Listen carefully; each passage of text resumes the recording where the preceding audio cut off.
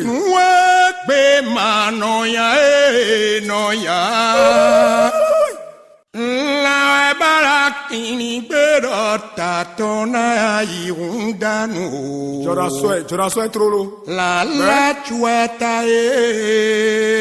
ye kwele kuhine ba jutaime. Eya waru tosu kuturo tobe etado mere kuro fio kwe ato chicho eteto e kweta Association nationale des acteurs de savoir endogène de la médecine africaine ANASEMA pour la communauté nationale du Bohuntome pour le gros conseil du Bohuntome quoi et là kuna no moko pere kodo chicho kweto atongo ne duduta titengbeto besia konsewe santo weko nu kwasonto soeje fotu sagwe santo eneko nu kwasonto do asika to da koje boisale toji do pomase bo yeka e wedudu na umo koto tameo yedi aforo poto bo untu edeme petato choba na lei e kobi fokporo tabla para litoho mime ko ime bo ime bo kuno wabo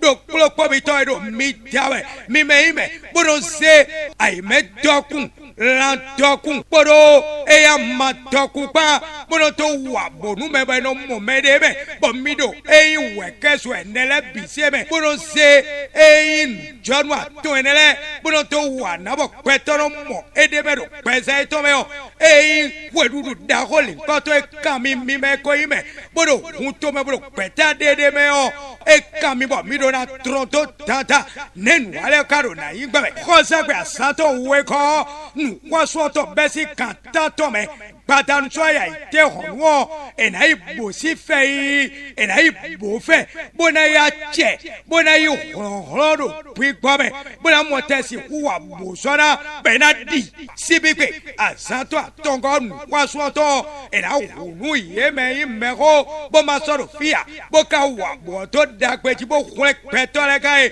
ena rio ete chomale hunu e fotu hunto metole bise kosiene ein wakplikiti ein bodudu bolile ne na brodo yeka enebeo anaime bora chia wata to hwideji chomana le ado khuklo bigba de photo o de photo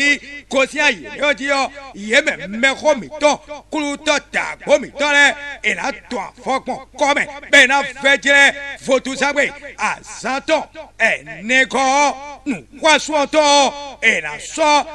yeme ko tona départementale so chito asinko itoji kosi aye yojo ena blatanu bonu kale bise do bosi kwoko bo ena che humbe olo che kagbe karo kobeo ena imewa mere choro chobo ena da ocha unwa ba kasino keke obuabu ena to che konu wada yonoji mikana tuna meje bonano wa klikiti enkwedudu ena si tobeo kwemito chaki kande ewe